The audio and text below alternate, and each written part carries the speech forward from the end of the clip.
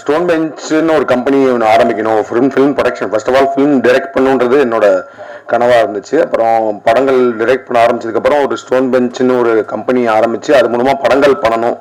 So எப்படிப்பட்ட படங்கள் பண்ணணுன்றது என்னோட ஒரு பர்சனலாக இந்த மாதிரி படங்கள்லாம் பண்ணணுன்ற மாதிரி ஆரம்பித்த கம்பெனி தான்.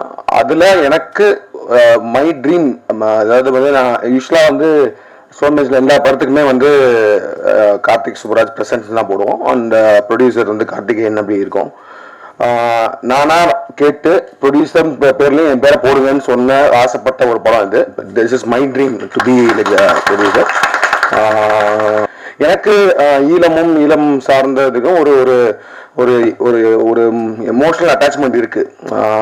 என்ன சொன்ன மாதிரி கார்த்திக் சொன்ன மாதிரி அந்த காட்சி பிள்ளைன்றதான் என்னோட ஃபர்ஸ்ட் ஷார்ட் ஃபிலிம். அதுதான் நான் நாளைக்கு செலக்ட் ஆனேன். அதுவே வந்து அது பத்தின ஒரு ஷார்ட் ஃபிலிம் தான். அதாவது பேசிக்கா ஆனால் அப்போ எனக்கு அங்கே இருந்தப்போ நம்ம ஒரு ஷார்ட் ஃபிலிம் எடுக்கலாம்னு சொல்றப்பே வந்து எனக்கு அந்த ஒரு ஃப்ளைட்டு இப்போ நார்மலாக வந்து நம்ம சின்ன வயசுல தான் நம்மளுக்கு ஒரு ஏரோப்ளைன் போகுது அப்படின்னா அதை பார்க்கும் போது நம்மளுக்கு ரொம்ப எக்ஸைட்மெண்ட்டாக இருக்கும். ஸோ ஒரு மதுரையில் ஒரு பசங்களுக்கு ரிக்ஷாவில் போயிட்டு இருக்க பசங்களுக்கு ஒரு ஏரோப்ளைன் எந்த மாதிரி ஒரு சந்தோஷத்தை கொடுக்குது.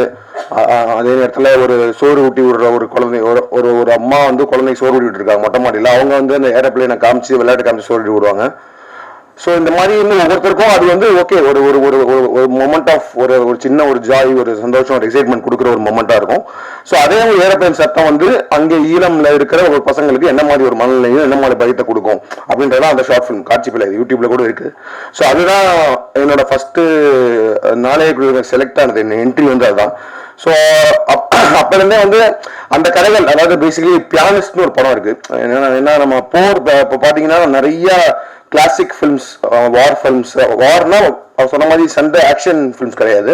இப்போ 1917 இந்த மாதிரி நிறைய படங்கள் வந்து வார்க்குள்ள ஆக்ஷனை காட்டுற மாதிரி நிறைய படங்கள் இருக்கு. அதே நேரத்தில் நம்ம கிளாசிக்காக நம்ம சொல்ல போகிற படங்கள் லைஃப் இஸ் பியூட்டிஃபுல் சொன்னார், அந்த மாதிரி பியானிஸ்ட்னு ஒரு படம் இருக்கு.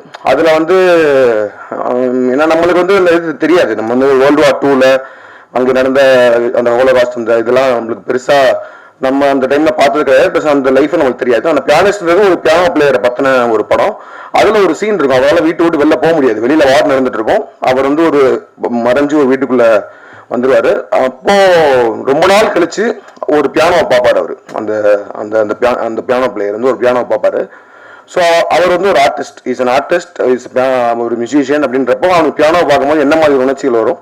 ஸோ அவன் பிளே பண்ணணும்னு கை போகும். ஆனால் அவன் பிளே பண்ணான்னா அந்த மியூசிக் வந்து வெளியில, அந்த சத்தம் வெளியில கேட்டுச்சுன்னா அவன் வந்து உயிரை ஓடுறது கூட இது இருக்கும்ல. ஸோ அப்போ வந்து அவன் பியானோவே டச் பண்ணாம பிளே பண்ணுவான். அப்படி ஒரு சீன் இருக்கும். அந்த படம் முடிஞ்சா பாருங்க, நிறைய பேர் பார்த்துருப்பீங்க. அது ஒரு ஃபீல் கொடுத்துச்சு. அது வந்து எனக்கு மொத்தமா அந்த வாரோட நான் அந்த மனநிலை இப்படி இருக்கும் அப்படின்றத வந்து எனக்கு பயங்கரமா கடத்தின ஒரு படம். ஸோ இந்த மாதிரி படங்கள் பண்ணணும், இந்த மாதிரி படங்கள் தயாரிக்கணும். ஏன்னா அப்போ வந்து நான் வந்து ப்ரொடியூசர் ஆகலாம் நினைக்கல, டைரக்டர் ஆகணுன்றது முயற்சி பண்ணிட்டு இருந்தோம். ஸோ இந்த மாதிரி பண்ணணுன்றது ஒரு ஆசை இருந்துகிட்டே இருக்கும். ஸோ அப்படி நான் சோமியை மீட் பண்ணும்போது, ஏன்னா நான் சொன்ன மாதிரி ஐடியில் இருக்கும்போது பெங்களூர்ல இருந்து இங்கே நம்ம ஒரு மனித சங்கிலி இதெல்லாம் நடத்துனாங்க. அப்போ நான் இங்கே வந்து இருந்திருக்கேன். இங்கே வந்து அந்த போராட்டத்தெல்லாம் கலந்துட்டு, ஸோ அப்போலேருந்தே எனக்கு அதில் ஒரு இது இருக்கு, ஒரு எம்பத்தி தான். அது உணர முடியும் என்னால். அதை வந்து எப்படியாவது through art form, through cinema கொண்டு வரணுன்றது தான்.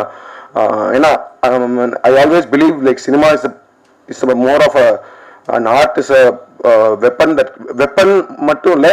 I think to express stories, I think using art, அதுக்கு தான் சினிமா. அது மீறி இந்த கலெக்ஷன் பணம் பண்றதுக்கு அதெல்லாம் is part of the thing. But ஆனால் வந்து to express something, to tell stories, that is not நம்மளாம் பார்த்திராத, நம்மளாம் கேட்டிராத கதைகளை சொல்றதுதான் சினிமா. அது தாக்கத்தை ஏற்படுத்துற மாதிரி படங்கள் பண்ணணுன்றது தான். ஸோ அப்படி நான் சோனியை மீட் பண்ணேன். ஒரு லோ பட்ஜெட் அந்த மாதிரி இருந்தால் ப்ரொடியூஸ் பண்ணலாம். ஏன்னா பிகாஸ் எனக்கு அது ஒரு ட்ரீம், ஒரு ப்ராப்பர் ஒரு ஈழம் ஃபில்ம் மேக்கர், ஒரு ஈழம் ஸ்டோரியை மெயின் ஸ்ட்ரீம் தமிழ் சினிமாவில், மெயின் ஸ்ட்ரீம் இந்தியன் சினிமாவில் ஒரு மெயின் ஸ்ட்ரீம் தியேட்ரிக்கல் ஆடியன்ஸ்க்கு ப்ரெசென்ட் பண்ணோம் அப்படின்றது ஒரு ட்ரீமாக இருந்துச்சு. ஸோ அந்த மாதிரி ஒரு கதை சொல்லுங்கன்னு சொன்னேன். ஸோ நிறைய கதைகள் சொல்லும் போது இது ஒன்று சொன்னார், இந்த மாதிரி வந்து ஒரு வெட்டிங் நடக்குது, அந்த வெட்டிங் நைட்டில் நடக்கிற ஈவெண்ட்ஸ்ன்னு சொன்னார். ரொம்ப ஒரு அற்புதமான ஒரு கதை, ரொம்ப ஒரு எமோஷனலான இது. ஆனால் அதே நேரத்தில் ஒரு ப்ராப்பர் த்ரில்லர். இது வந்து ஒரு சர்வைவல் த்ரில்லர்னு சொல்லலாம். இப்போ நீங்கள் வந்து உங்களுக்கு வார் பற்றின எந்த ஐடியாவும் இல்லை, அதை பற்றிலாம் தெரியல அப்படின்னாலுமே ஒரு படமாக பார்த்தாலும் the way it is been made, the way it is written, அதெல்லாம் பார்க்கும்போது ஒரு ப்ராப்பரான ஒரு த்ரில்லர் பார்க்குற ஒரு அனுபவத்தை அந்த படம் கொடுக்கும். ஸோ அதனால தான் நான் திரும்ப சொல்றது வந்து என்னன்னா, this is like a main stream film. It's not like ஒரு ஒரு ஒரு ஒரு ப்ரொபகண்டாவோ இல்லை ஒரு ரொம்ப டூ ஆர்ட்ஸி ஃபில்ம் நம்மளால ரிலேட் பண்ண முடியாது, இல்லை ரொம்ப ப்ரீச்சியா அந்த மாதிரிலாம் எதுவுமே இல்லை. இது வந்து ஒரு கதையாக தனியாக பார்த்தீங்கன்னாலுமே இது உலகத்தில் எங்கே வேணால் பொருத்தி பார்க்கக்கூடிய ஒரு கதையாக தான் இருக்கும். அது இப்போ இருக்கிற டைம்ல ரொம்ப ரிலவெண்ட்டான கதையாக அது அமைஞ்சிருச்சு. ஏன்னா இப்போ ஈரான்ல வார் நடந்துட்டு இருக்கு, அதனால வந்து கேஸ் சிலிண்டர் கிடைக்கல, அதனால இங்கே ஒரு கல்யாணம் நிற்கிது, நம்ம ஊர்ல கல்யாணம் நிற்கிது. ஸோ ஒரு வாரோட எஃபெக்ட் வந்து நம்ம ஊருக்கு வந்துன்றப்போ வார் நடந்துட்டு இருக்க இடத்துல ஒரு கல்யாணம் எப்படி நடந்திருக்கும் அப்படின்றத ஒரு ஒரு சுவாரஸ்யங்கள் கலந்து ஒரு எமோஷன் கலந்து பரபரப்பா சொல்லப்பட்ட ஒரு படம். அண்ட் அதான் சொன்ன மாதிரி என்ன ப்ரொடியூசரா இந்த படம் அப்படின்னு சொல்லிட்டு பேர் போட்டுக்கிறதுக்கு பெருமைப்படுற ஒரு படம். இது ரொம்ப ஆசையா அவங்க எல்லாருக்குமே மக்களுக்கு ரிலீஸ் பண்றோம். Please do support us and I am sure this film will you all love this film. Thank you.